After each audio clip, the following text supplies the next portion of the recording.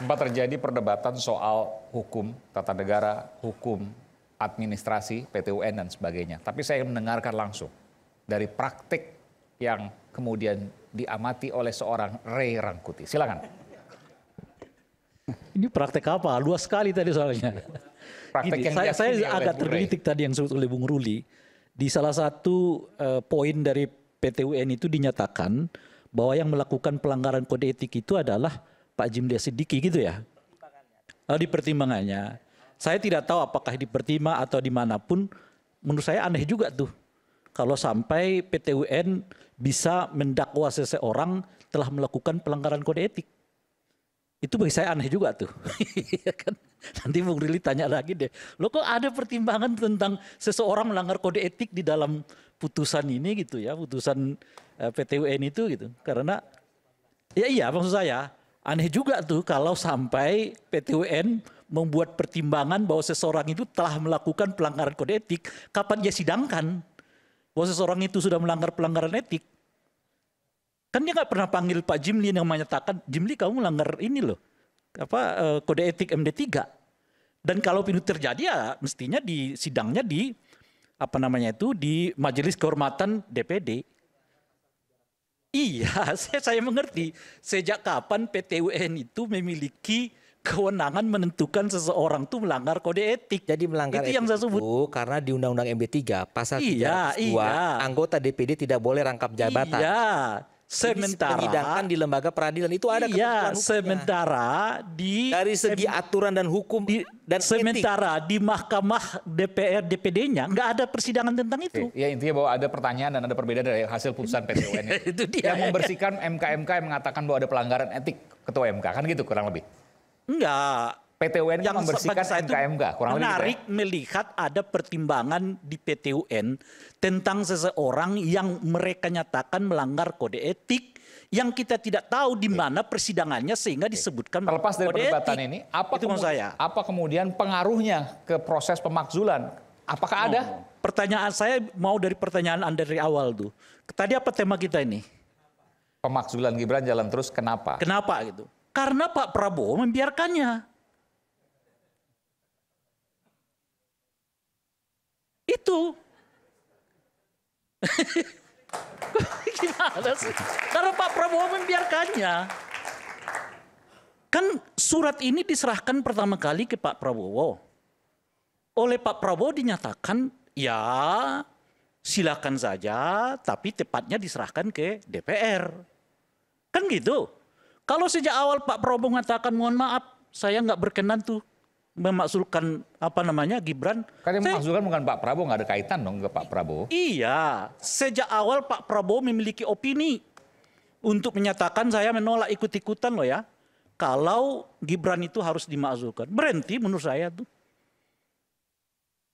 Kenyataannya enggak kan? Satu.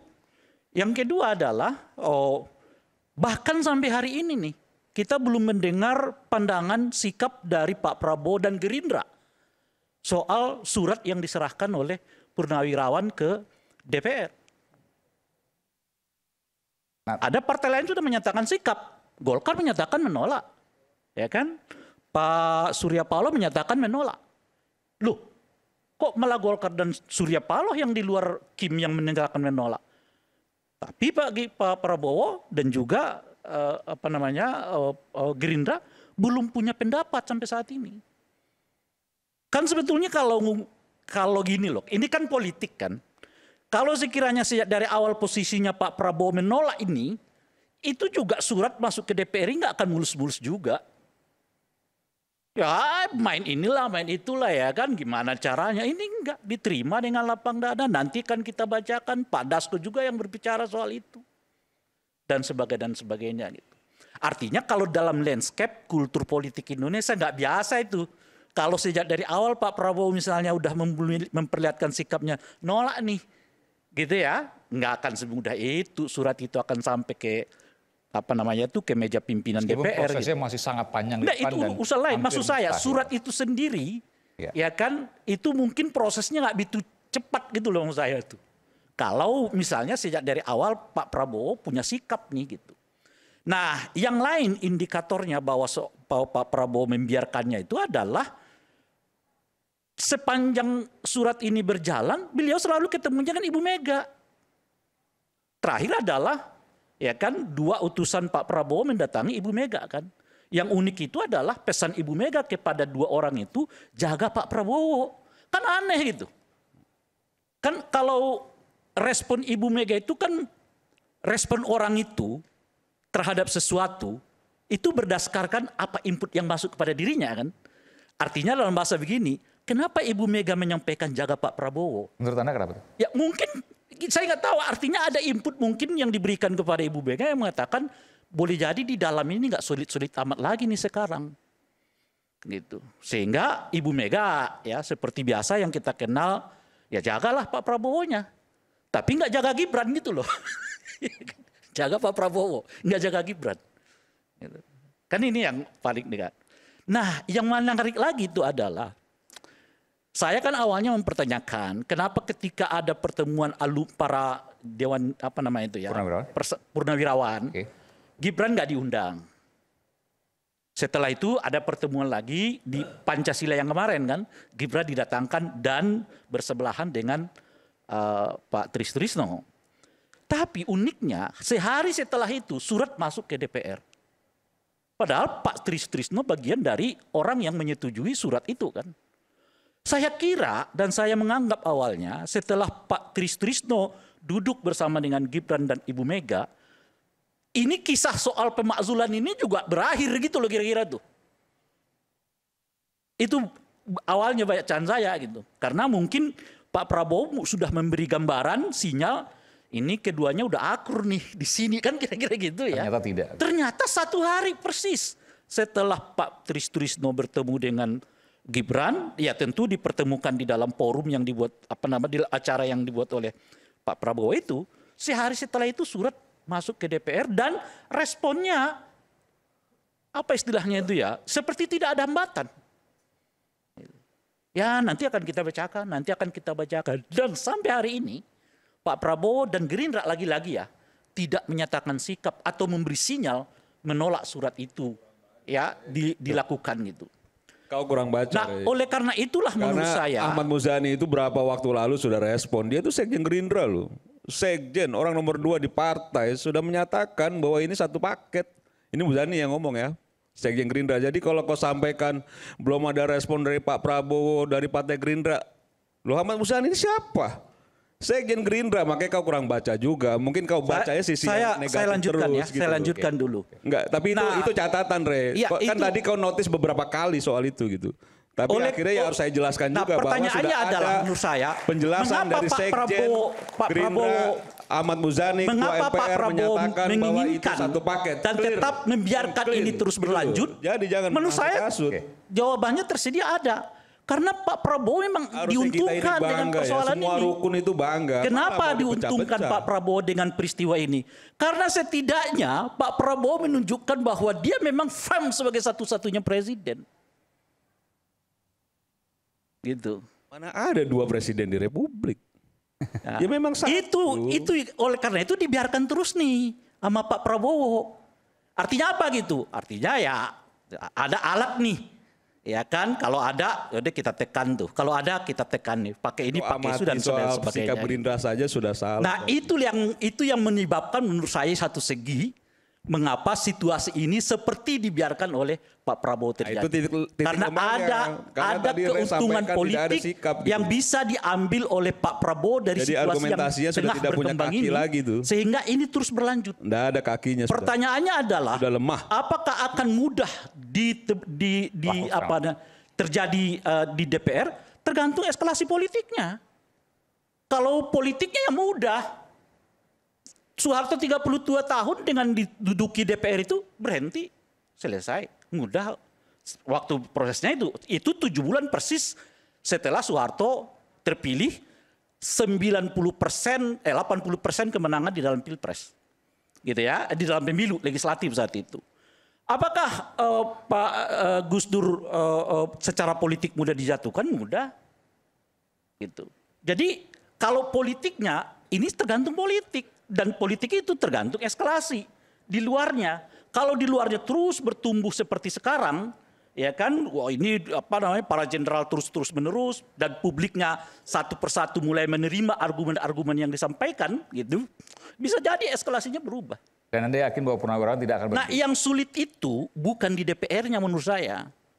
Ya kan, sulit itu nanti di Mahkamah Konstitusinya. Karena di Mahkamah Konstitusinya itu argumen-argumen yang dibangun oleh DPR berdasarkan masukan dari para purnawirawan ini, nah itu diuji secara objektif oleh Mahkamah Konstitusi. Tapi argumen-argumen yang dibangun oleh para purnawirawan yang masuk ke DPR itu, ya kalau Pak anggota DPR-nya mengatakan saya setuju aja jalan. Gitu. Kita udah lihat kok DPR membuat revisi undang-undang KPK 3 bulan jadi. Omnibus Law 6 bulan jadi. KPK 13 hari jadi. Loh, kalau mereka surat ini dibacakan tiba-tiba ada 24, 25 yang ngusulin, yang lain nyambut. Bang Senturi juga kurang lebih sama kok. Kasusnya kan itu 3 bulan 4 bulan setelah pemilu kan 2009 ya gitu. Hanya diusulkan oleh berapa orang tuh? Ya, Andi Rahmat, ya, Bamsud, ya, Marwar Sirait, ya, saat itu yang ngusulin, tiba-tiba udah berkembang aja langsung, cepat. Terjadilah proses, ya, pansus Bang Senturi kan. Yang kemarin ada usulan untuk melakukan pansus terkait dengan proses bansos di dalam pelaksanaan pilpres gitu. Tapi nggak ada respon, nggak jadi. Anda membandingkan dengan ini? Yang saya mau katakan, kalau respon politiknya oke, cepat ini gitu loh saya. Di politik itu cepat. Yang susah itu di MK-nya karena diuji secara objektif oleh Majelis Mahkamah Konstitusi. Nah cuma supaya nggak terlalu di MK itu kan dibuat 90 hari. Nah masalahnya sekarang kita menunggu nih setelah surat itu dibacakan nanti di DPR, apakah PKB, apakah PAN, apakah Gerindra, apakah PDI misalnya menolak atau tidak. Nah ini yang perlu kita tunggu nanti gitu. Yang jelas PSI pasti menolak. Silakan, Bung Ade. Terima kasih. Ya, saya akan berusaha secepat mungkin menjelaskan pandangan saya ya tentang isu pemakzulan ini. Dan saya pertama-tama akan kembali dulu pada pernyataan pertama dari Pangeran tadi ya. Karena saya sepenuhnya sejalan saya rasa Pangeran. Bukan karena kita sama-sama pro Gibran kali ya. Tapi karena menurut saya argumen Anda itu sangat masuk di akal. Jadi gini, teman-teman harus sadar nih, isunya adalah ada forum purnawirawan TNI mengajukan gugatan agar Mas Gibran itu dimakzulkan. Nah mula-mula surat itu dikirim ke Pak Prabowo. Kata Bung Ray Rangkuti itu nggak diapa-apain. Dan kata lain sebetulnya dicuekin. Prabowo itu tidak menanggapi surat yang datang dari para purnawirawan TNI itu kan. Ya jadi dia bilang dia nggak jawab, dia nggak, para purnawirawan itu kepengen ketemu, dia nggak penuhi. Tapi memang melalui Pak Wiranto ada responsnya. Ini lewat DPR aja lah. Maka dikirimlah ke DPR. Cuma pas sampai ke DPR, sebetulnya tadinya surat yang dikirim ke Pak Prabowo itu, gugatannya ada 8 ya Pangeran?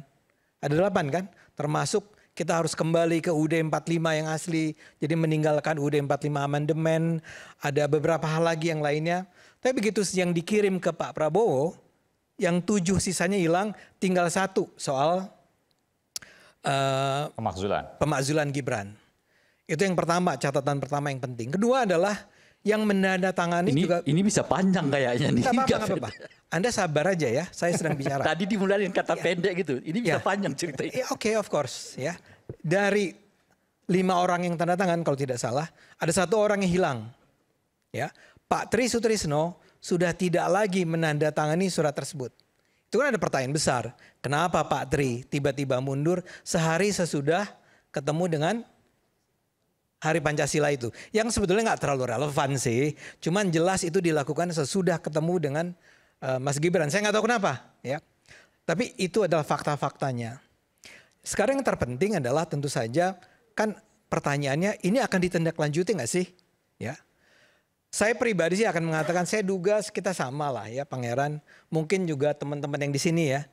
Nggak akan lah. Nggak akan sampai itu. Sampai akhirnya diputuskan, dimakzulkan itu. Dan penjelasannya menurut saya ya kita harus sederhana melihat.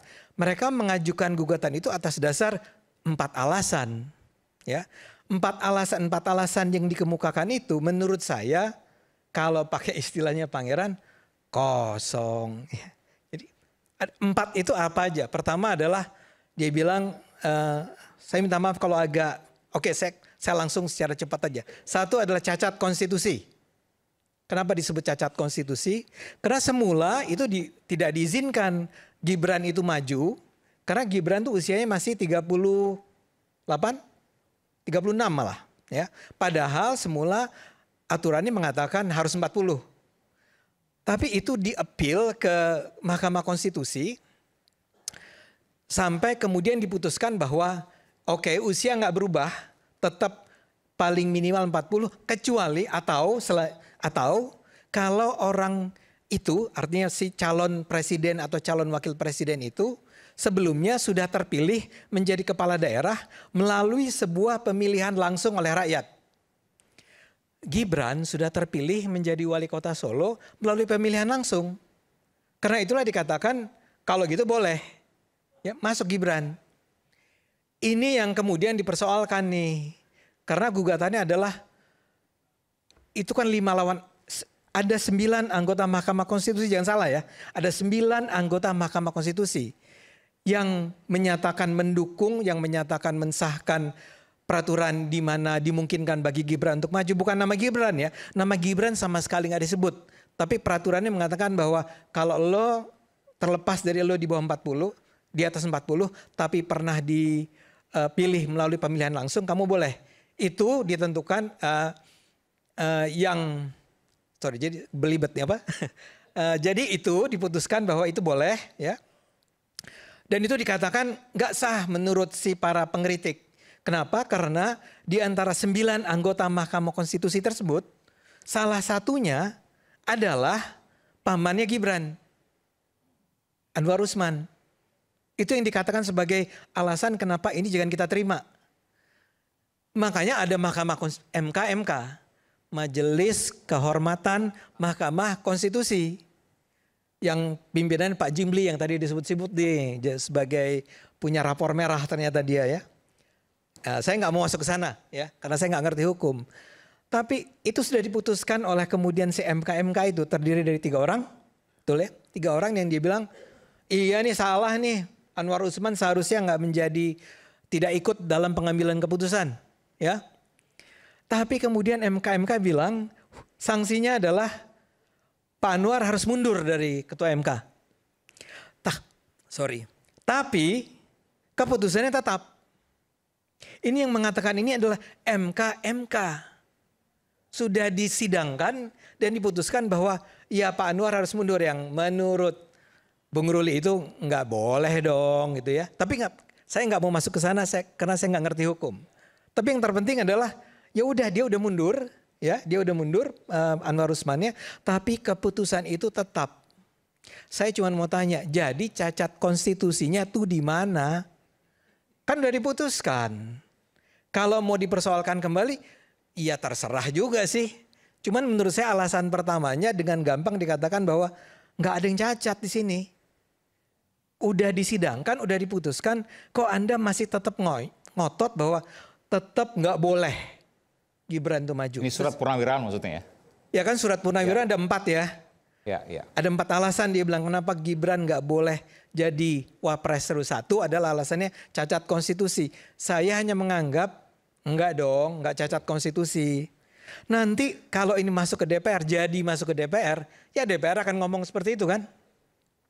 Kedua adalah Gibran ini nggak qualified kata si para purnawirawan. Kenapa? Karena track record dia itu cuma jadi wali kota Solo 2 tahun. Buat saya menggelikan gak sih? Emang kenapa kalau dia cuma jadi wali kota Solo sebelumnya? Di Solo, ya kita gak usah bicara macam-macam. Mungkin teman-temannya Gibran lebih kenal deh. Dia performance-nya keren kok.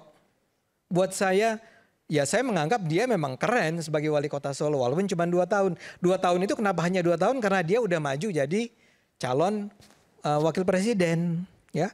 Macam-macam lah ya prestasi dia, baca aja lah di media. Bung Ade, dipersingkat silakan. Ya. Oke. Ini sih udah dimakan sama orang lain, terus saya udah nggak punya waktu ngomong nih. Dua, jadi kalau dibilang dibilang lemah sebagai wali kota Solo, I don't think so gitu ya. Itu dua. Ketiga adalah Fufu Fafa. Sekarang Anda tahu nggak Fufu Fafa itu siapa yang punya? Nggak ada yang tahu sampai sekarang. Kita nggak pernah tahu. Nah sekarang saya sih nggak percaya. Atau saya percaya Gibran bukan pemilik akun Fufu Fafa. Orang lain nggak percaya ya nggak apa-apa, silahkan terserah.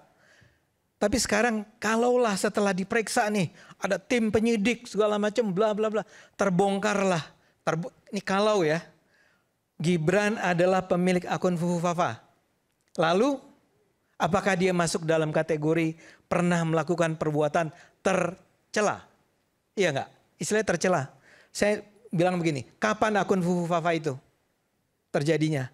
Tahun sekitar 2014 kan? 11 tahun yang lalu. Sebentar, Bung Ferry tenang dulu. 11 tahun yang lalu. Sekarang pertanyaannya, apakah yang disebut perbuatan tercela adalah bukan saat ini saja, tapi di masa lalu dalam hidupnya? Yes. Sebentar, artinya bahkan Pak Prabowo harus dicek. Yes. Ya. Bahkan sejak saat ini semua harus dicek ke masa lalunya. Yes. Itu kedua. Yes. Ketiga, apakah ngeledek-ngeledek di medsos? Ngeledeknya sih rada kurang ajar. Tapi itu kan gaya Ray Rangkuti. Misalnya kayak Rocky bilang dungu gitu ya. Itu adalah perbuatan tercela nggak? Enggak. Saya mau bilang itu perbuatan tercela nggak? Itu ketiga. Menurut saya enggak. Saya pemain medsos, jadi saya kenal omongan orang-orang buzzer-buzzer yang kalau ngomong ngacak segala macam, ya elah yang dibikin Fufu Fafa mah kagak ada apa-apanya gitu ya. Saya mau bilang, tapi itu dengan asumsi kalau Fufu Fafa itu adalah Gibran. Saya sendiri nggak percaya. Keempat, korupsi bro. Dituduh korupsi. Saya tanya, apa korupsinya? Sudah pernah diadukan ke KPK, betul, oleh dosen temannya Ray Rangkuti itu yang di UNJ, siapa? Ubaidillah. Ubed. Sama KPK dilihat, ya ini sih bukan korupsi ini. Nggak ikut-ikutan dia. Itu karena urutannya dia itu teman dari seseorang yang bapaknya dituduh korupsi, bla bla bla bla bla. Saya cuma mau bilang ada 4 faktor yang menyebabkan dia harus mundur. Menurut saya nggak satu pun masuk di akal. Kalau pakai istilahnya Pangeran, kosong. Nah sekarang kalau ini maju jadi nih ya. Saya duga sih mungkin DPR akan berpikir untuk ya udahlah kita bicarakan. Mengingat tekanan publiknya kuat, saya nggak tahu ya. Tapi kalau DPR duduk sama-sama, susah nggak cari 25 orang? Syaratnya tuh harus diajukan oleh 25 orang anggota DPR. Itu akan langsung dijawab gampang itu sih dapat 25 dari 2 fraksi kan ya. Tapi itu baru tahapan pertama untuk dibicarakan. Ya, kalau dibicarakan pembicaraannya harus melibatkan 2/3 anggota DPR. Oke, yang menyatakan iya untuk diajukan ke apa diproses 2/3 dari 2/3. Sekarang saya tanya deh sama Anda semua, fraksi-fraksi dari mana saja di luar fraksi PDIP yang akan mendukung untuk memakzulkan Gibran? Saya jamin ya mungkin ada orang-orang yang menyimpang gitu ya dari berbagai partai. Mayoritas partai sih yang sekarang ini mendukung Prabowo Gibran, mereka pendukung Prabowo Gibran loh ya. Nggak akan mengajukan ini. Dan dikatakan bahwa kayak tadi saya bilang 4 alasan itu nggak akan tercapai. Tapi kalau mau dicoba, tentu aja dalam negara demokrasi harus boleh dicoba. Silakan aja itu dicoba. Ya, saya sih yakin nggak akan gagal. Oke. Ya, itu yang penting. Oke, Terima kasih. baik. Masih ada waktu. Nanti kita beri kesempatan. Saya kasih gambarannya begini. Tunggu dulu. Singkat aja. Ini Ya, loh, waktu misalnya udah habis nih. kasus korupsi. Ya. DPR kalau misalnya diterima oleh 2 fraksi tadi, ada yang mengajukan, itu akan segera membentuk semacam pansus untuk menyelidiki dugaan adanya korupsi itu atau tidak. Gitu kira-kira itu. Pupu Papa mereka akan bentuk nanti pansus untuk membuktikan bahwa apa benar Gibran adalah orang yang dimaksud dengan Pupu Papa tidak itu. Itu artinya nanti DPR akan buat. Setelah itu dibuat ada kesimpulan baru diajukan untuk usulan pemaksulan berikutnya. Nah, itu baru tahapan tuh. Jadi sebelum itu terjadi ke 2/3 anggota DPR pengusulan itu, pansus-pansus ini mungkin akan dibentuk.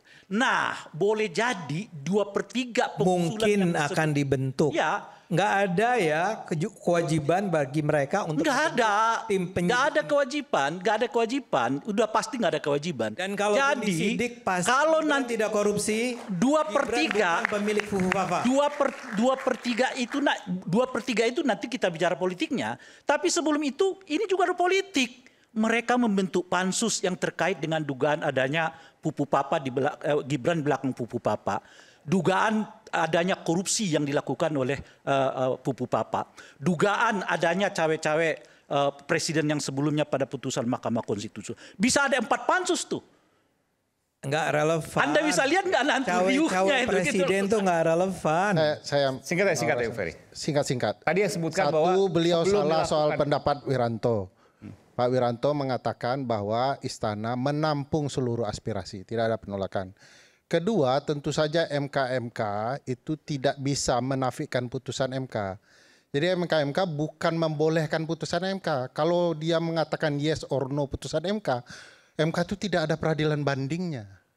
Ketiga, yang salah dari Bang Ade adalah soal substansi perkara. Jadi perbuatan tercela itu akan melekat di tubuh presiden dan wakil presiden kapanpun. Baca pasal 169 huruf Q itu. Apa tercelanya, Bang? Sabar. Pasal 169 huruf Q itu mengatakan apa itu perbuatan tercela? 3 hal. Kalau tidak sesuai norma agama, tidak sesuai norma adat, tidak sesuai norma sosial. Walaupun di luar masa menjabat Ya, walaupun di luar. sebelumnya. Bang Aiman jadi presiden ketahuan selingkuh puluhan tahun yang lalu. Sejak sahabat sebelum Masehi. Tahuan Berhenti. loh Bung Aiman. Nah, misalnya Selingkuh. contoh. Jadi Bang Ade tidak paham konsepnya. Konsepnya yang harus dipahami dulu. Kalau terbukti Fufu Fafa Nggak paham. adalah, iya, Bang, gitu pahamnya. Kalau abang jadi presiden, ketahuan 5 tahun yang lalu punya masalah etik, berhenti. Bang. Iya, bisa diberhentikan. Itu Apa paham. ininya? Apa Enggak, tadi kan Itu abang ada di bilang mana? masa perkara Enggak, sebelum aturannya itu ada di mana, Bang? Abang Pembuktiannya mengatakan itu tadi nanti dibentuk pansus. sebelum. Itu loh kira-kira. Abang kan bilang gitu ya. Nah, iya. Itu ada di mana Iya. yang menyatakan bahwa Makanya kan Bang, artinya belajar begini, Bang. konsepnya. Artinya Dari Bang. sini saya jawab. Artinya gini, Bang. Bang, tunggu dulu. Artinya gini, Abang Bang. kalau salah saya jelaskan dulu. Enggak. Saya nggak Tunggu salah. sini. Saya nggak Abang salah. kan tanya. Jadi Ya, nggak kalau apa-apa ini nggak ada salah. pemilihan presiden dan wakil presiden. Orang maju ya sebagai calon. Apakah diperiksa masa lalunya? Oh iya. Jadi kalau ditemukan tercela, Kalau ternyata tidak ditemukan ketika mencalonkan, beda ketika menjabat, Bang. lah sama Abang aja nggak dong. ngerti, beda. Sama pencalonan Nah, ada ini nggak makanya, syarat Bang, tercela? supaya kebodohan ini tidak tersebar, saya Lebih terangnya jelaskan dulu. beda. Kebodohan Bung siapa? Ferry. Ini, ketika dia Kebodohan siapa? Bang, perbuatan tercela ketika Anda tuh- syarat itu bukan impeachment, Bang. Bukan, siapa yang bilang impeachment? Nah, makanya Abang Anda kan ini bilang- mulai ngarang-ngarang. ya Anda tuh kepengen sekali Gibran itu Bukan, dimakzulkan. Bang. Abang supaya jangan salah, saya jelaskan bedanya ya. Ya. Satu, ketika tidak memenuhi syarat bahwa dia tidak pernah melakukan perbuatan tercela ketika maju, itu syarat mencalonkan, Bang. Iya, Jadi apakah kalau kemudian hari tercelanya itu makanya sekarang Abang atau masa perhatikan lalu? dulu. Ketika dia sudah terpenuhi syarat, di kemudian hari ditemukan cacat masa lalu, ketika dia menjabat, barulah proses impeachment. nggak logis. Makanya, Nggak logis dong. Makanya Abang Seharusnya belajar, ketika memang orang begitu konsepnya, Bang. Konsepnya memang begitu. Oke, Kata baik. Rocky biar gue terangin katanya. Logis tidak logis menurut Abang, itu logis. Kita menurut dengarkan nanti No, Bung Rocky it's akan not. menjelaskan selepas jeda. Saya akan memberikan kesempatan.